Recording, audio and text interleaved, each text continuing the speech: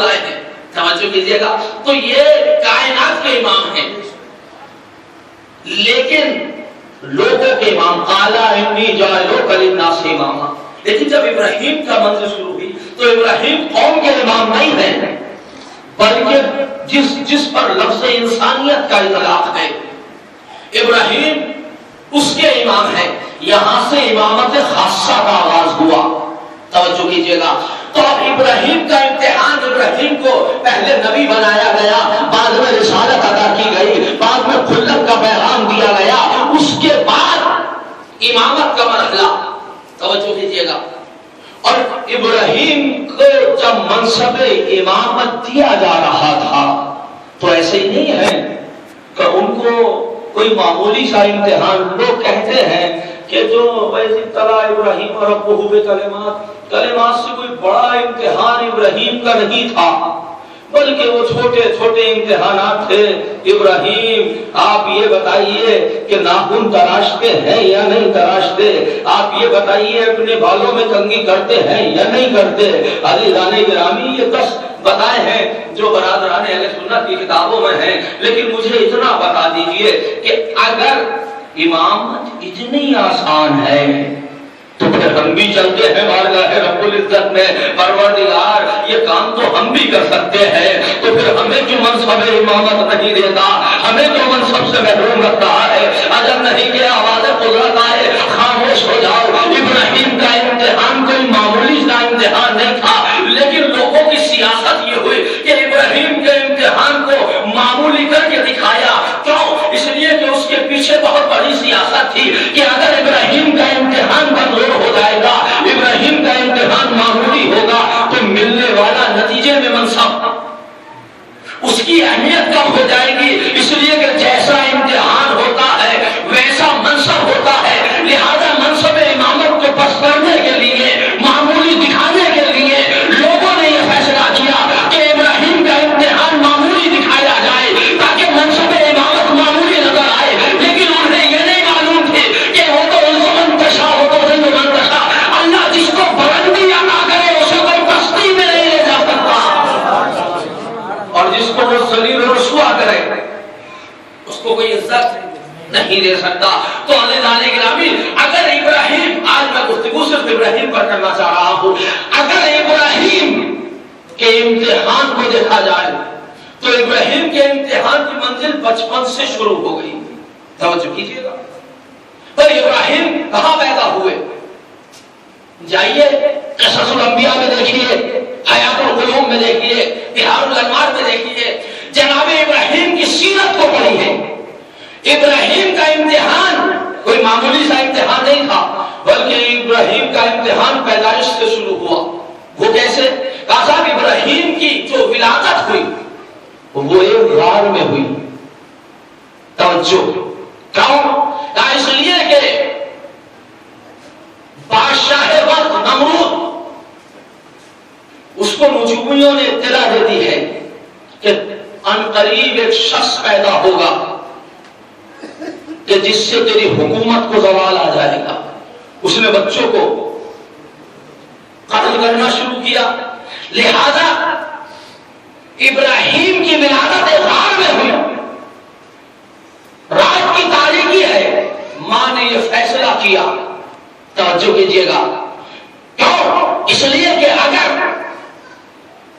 ماں غار میں نہ جائے تو ابراہیم کو قتل کر دیا جائے گا.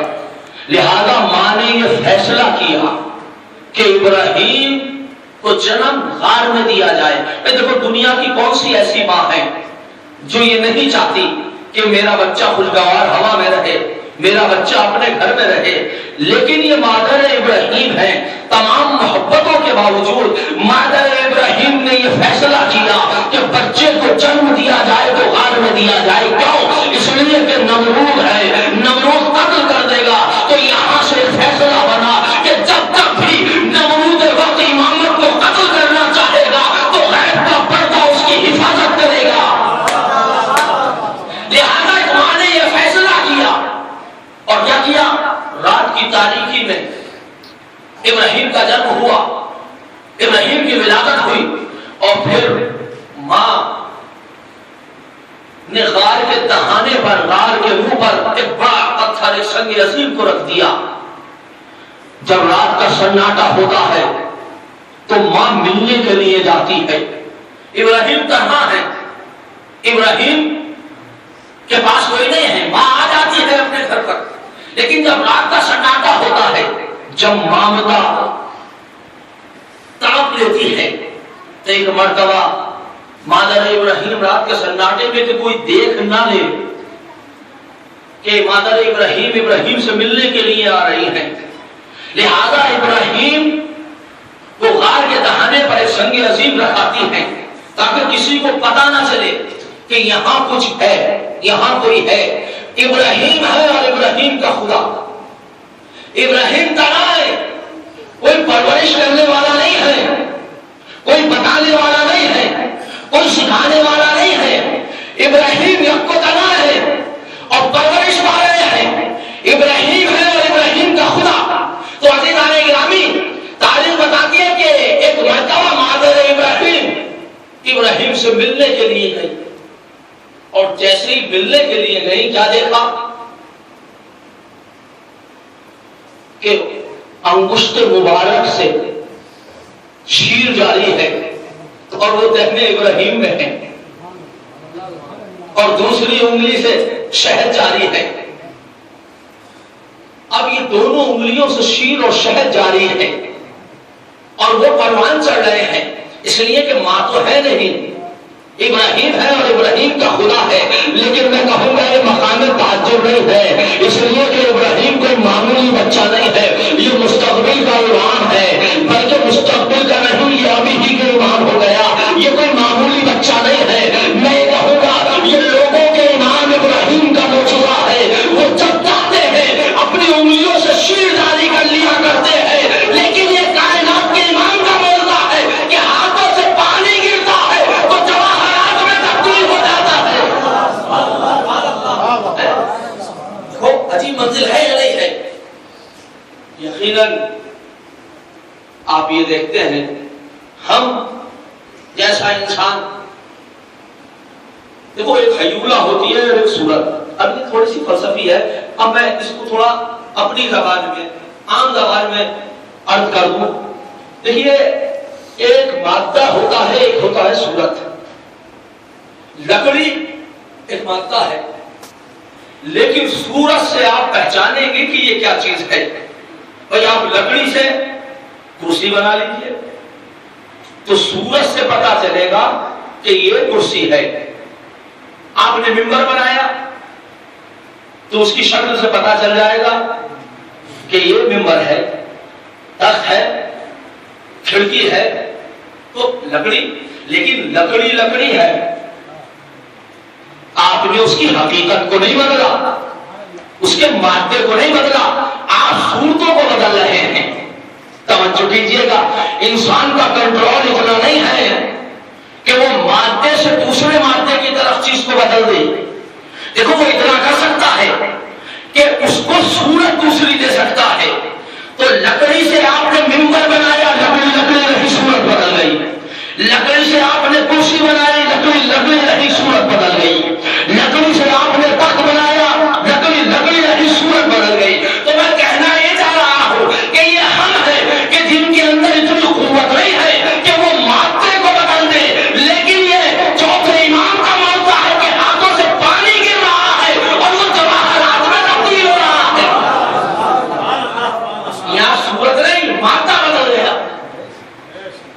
تو لہذا ابراہیم ہے، تو میں عرض کر رہا تھا کہ ابراہیم پروان چڑھ رہے ہیں، ابراہیم پروان چڑھ رہے ہیں، لیکن ہوا ایسا کہ وقت بہت زیادہ ہو گیا، حالات بہت پراشوب تھے، لہذا ماں نے